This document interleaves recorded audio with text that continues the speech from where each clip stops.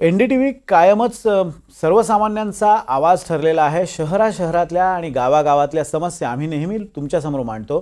मुंबईपासून अगदी हाकेच्या अंतरावर असलेल्या रायगड जिल्ह्यातली काही गावं अजूनही मूलभूत सोयी सुविधांपासून वंचित आहेत। या गावांमधून आमच्या प्रतिनिधी जुई जाधव यांचा हा ग्राउंड रिपोर्ट पाहूयात। पावसातून कोकण म्हटलं की डोळ्यासमोर येतं एक निसर्गरम्य वातावरण। हिरवेगार डोंगर, झाडी, नदी, धबधबे आणि धरणं। त्यासोबतच जर आपण पाहिलं तर मग मी उभी आहे एका गावामध्ये जे पडतं रायगड जिल्ह्यामध्ये, आणि या गावाच्या चारही बाजूने आपण पाहू शकतो की या गावाला निसर्गाने वेढलेलं आहे। हे गाव डोंगर कुशीत आहे आणि ह्या गावकऱ्यांच्या नेमक्या समस्या काय आहे हे आपण आज जाणून घेण्यासाठी इथे आलो आहोत। खरं तर या गावामध्ये अनेक समस्या आहेत।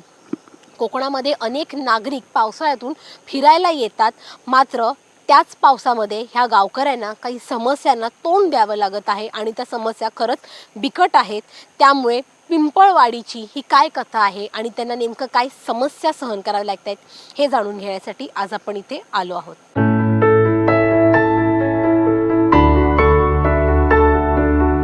रायगड जिल्ह्यात नागोठण्यावरून 7-8 किलोमीटर पुढे गेलं की लागतं पिंपळवाडी गाव। रोहा तालुक्यातल्या या परिसरात पिंपळवाडीसह वासगाव, लाव्हेचीवाडी आणि बामण अशी गावं आहेत। या गावांची लोकसंख्या हजाराच्या वर आहे। या गावात पक्के रस्तेही बांधून दिले।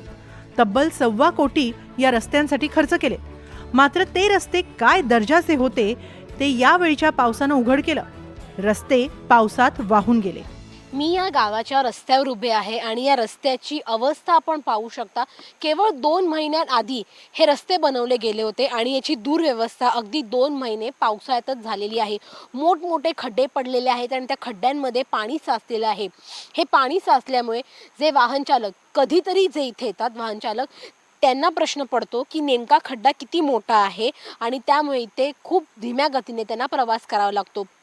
दुसरीकडे आपण इथे पाहतोय की हा देखील एक खड्डा आहे, तो देखील पडलेला आहे आणि 1 कोटी रुपये खर्च करून हा संपूर्ण रस्ता बांधला गेला होता। मात्र या रस्त्याची अवस्था आपण पाहतोय की या 2 महिन्यात काय झालेली आहे।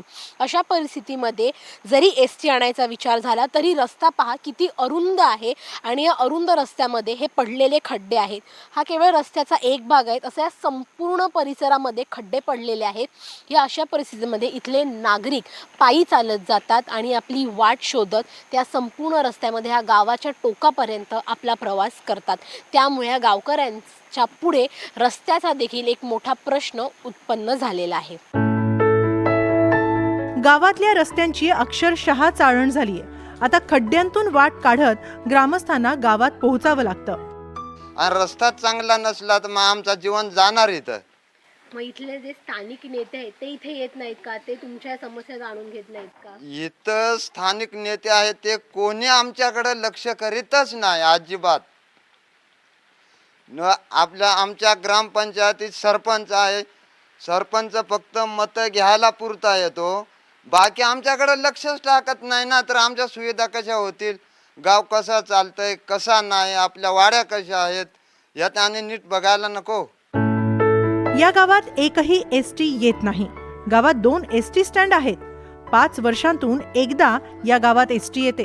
फक्त मतदानाच्या दिवशी मतपेट्या घेण्यासाठी ST येते। एखाद्या उपाशी माणसाची जर आपल्याला टिंगल करायची असेल तर आपण अन्नाने भरलेला ताट त्याच्या पुढे ठेवू, मात्र त्याला ते खायला देणार नाही। त्याच्या तोंडचा घास पळणं काय असतं हे त्यावेळेला त्या उपाशी माणसाला कळतं। तशीच काहीशी परिस्थिती ह्या गावकऱ्यांची झालेली आहे। त्याच्या तोंडचा घास पळवला गेला आहे, कारण का ह्या गावामध्ये ST स्टँड तर आहे, मात्र STची सोयच नाही आहे।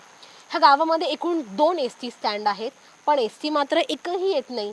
हां, ST येते तीही 5 वर्षातून एकदा, तीही कशासाठी? केवळ मतपेटी नेण्यासाठी। म्हणजे मतं महत्त्वाची आहेत, मात्र ह्या गावची माणसं महत्त्वाची नाही आहेत का? हा प्रश्न ह्या गावकऱ्यांपुढे उपस्थित झाला आहे। जर आज ह्या गावामध्ये ST असेल सकाळ दुपार संध्याकाळ तर ह्या गावकऱ्यांची जाण्या येण्याची सोय होईल। 2 ते 3 तास जो त्यांना पायी प्रवास करावा लागतो तो त्यांना पायी प्रवास करावा लागणार नाही 7 ते 8 किलोमीटरसाठी। जे त्यांना रोजचं लागणारं अन्न किंवा जे आपलं जीवनातलं आवश्यक सहाय्यक जे वस्तू असतं, सामान असतं, किराणा माल असतो, तो देखील आणण्यासाठी त्यांना 3 ते 4 तास पायी प्रवास करावा लागतो। शाळकरी मुलांना प्रवास करावा लागतो, एखाद्या आजारी व्यक्तीला नेण्यासाठी त्यांना प्रवास करावा लागतो. हा सगळा त्यांचा त्रास वाचेल जर केवळ 3 वेळा ह्या गावात एस टी सुरू केली तरच.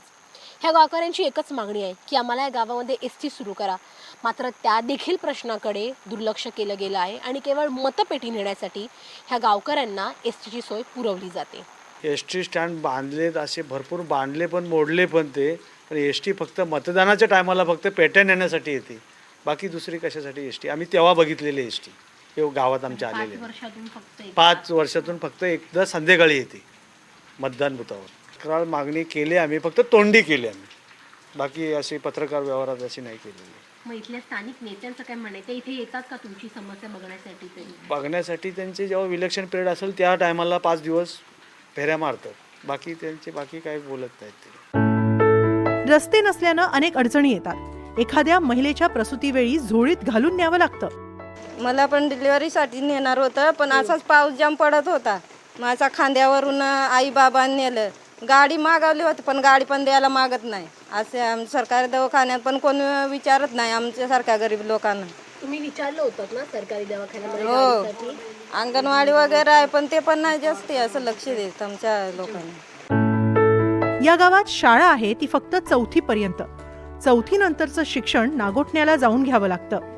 जी शाळा आहे तिची अवस्था अतिशय धोकादायक आहे. नुसता हात लावला तरी भिंतीवरचं सिमेंट पडतं, वर्गांच्या काचा तुटल्यात, छत गळतंय आणि अशा या शाळेत मुलं शिकतायत.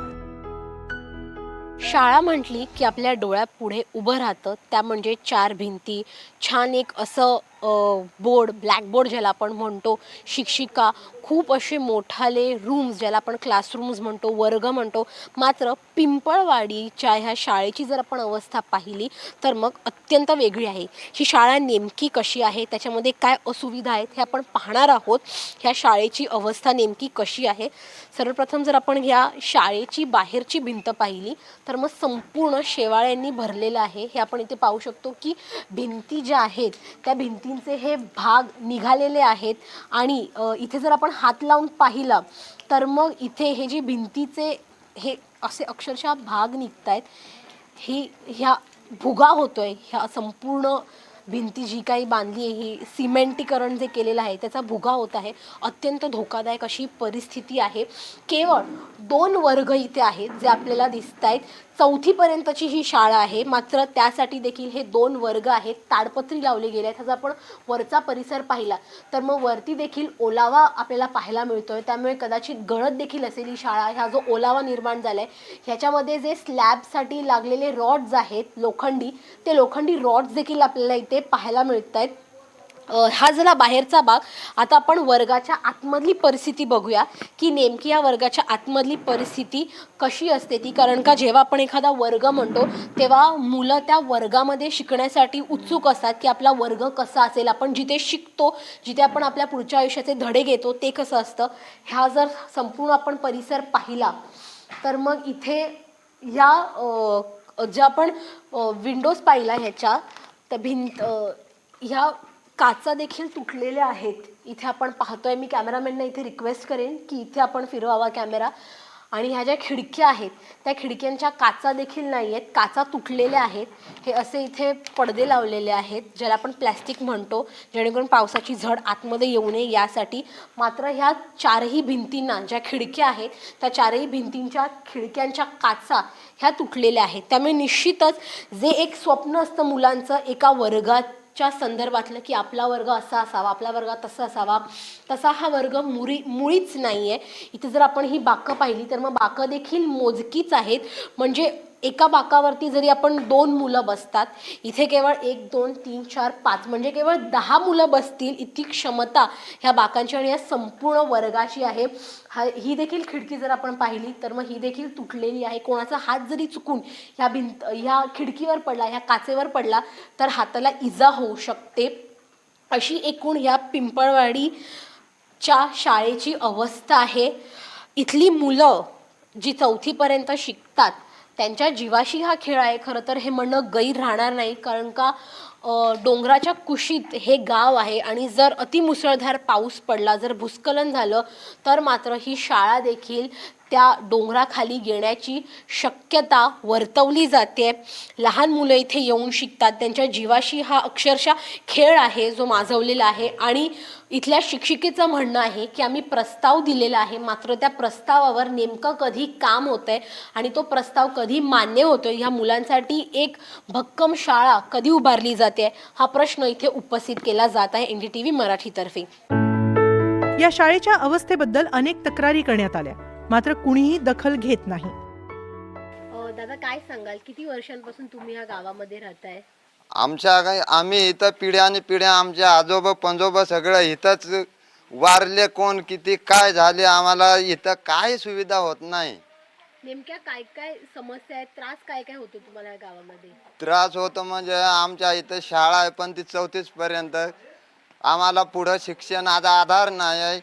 आमचा रस्ता खड्ड्या खुड्याचा आहे, त्याच्यात चालत जायला लागतो. 7.5 किलोमीटर नागोठ नाही, पण इथून आम्हाला कमीत कमी 3 तास लागतात चालत जायला तिथपर्यंत. मग आमची लहान लहान मुलं तिथपर्यंत चालत कशी जातील खड्ड्यातून? आम्हाला STची सुविधा काहीतरी उपलब्ध करा, तरच आमचा पुढं निर्भाव निघेल. नाही तर आम्ही जंगलात राहतो, पाल्या पाचोळ्यासारखे वाहूनच जाणार. आम्हाला दुसरा उपायच नाही ना काय इथं. डोंगर कड्यात वसलेलं हे गाव, इथे भूस्खलनाचाही धोका आहे. या गावातल्या स्मशानाकडे जाणारी वाट एवढी बिकट आहे की एका वेळी एकच व्यक्ती या वाटेवरून चालू शकते. मी सध्या ज्या रस्त्यावर उभी आहे तो रस्ता तुम्ही माझ्या मागे पाहू शकता. हा एक रस्ता म्हणजे एक बांधा आहे, छोटासा बांधा, त्याच्यावरून केवळ एका वेळेला एकच व्यक्ती चालत येऊ शकते. आणि हा संपूर्ण रस्ता, ही पायवाट, हा जो बांधा आहे तो येऊन पोचतो पिंपळवाडीच्या स्मशानभूमीकडे. ही संपूर्ण वाट स्मशानभूमीकडे जाते. मात्र जसा मी मगाशी उल्लेख केला, ह्या वाटेवरून केवळ एकच व्यक्ती एका वेळेला जाऊ शकतो.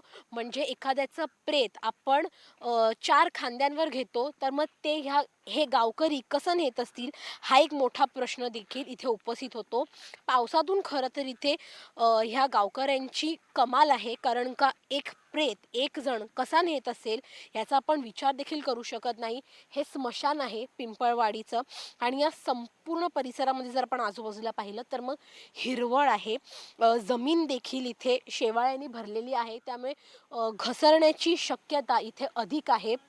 आणि त्या बांधावरून जिथे एका वेळेला केवळ एकच व्यक्ती येऊ शकते, ह्या अशा परिस्थितीमध्ये हे गावकरी नेमकी त्यांची वाट कशी काढत असतील, हे विचार करणं देखील त्या पलीकडचं आहे.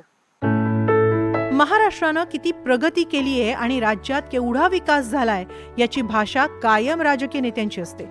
मुंबईपासून काही तासांच्या अंतरावरच असलेल्या या गावाकडे पाहिलं तर विकास अजून किती दूर आहे हे सहज लक्षात येईल. एकूण लोकसंख्या जर आपण पाहिली या तिन्ही वाडींची, तर मग 1000 त्याच्या पलीकडे इथे लोक राहतात. 1000च्या वर खरं तर इथे लोक राहतात. मात्र त्यांना अजूनही गाड्यांची सुविधा नाही आहे, आरोग्य सेवा नाही आहे. केवळ इथे दुधाचा व्यवसाय चालतो आणि त्या व्यवसायासाठी नागरिकांना पायपीट करावी लागते. शाळा देखील इथे आहेत, पण केवळ 4थी पर्यंत. शाळा शिकायची असेल तेव्हा देखील मुलांना प्रवास करायला लागतो, तो म्हणजे 2 ते 3 तासांचा, आणि तेही पायी. त्यामुळे प्रशासनाचं ह्या गावांकडे लक्ष आहे की नाही असा सवाल NDTV मराठी इथे उपस्थित करत आहेत. आणि ही होती पिंपळवाडी या गावाची कथा, आणि ती आम्ही तुमच्या पुढे मांडण्याचा पूर्ण प्रयत्न केला आहे. व्हिडिओ जर्नलिस्ट जितेंद्र वाघमारेसह जुई जाधव, NDTV मराठी, मुंबई.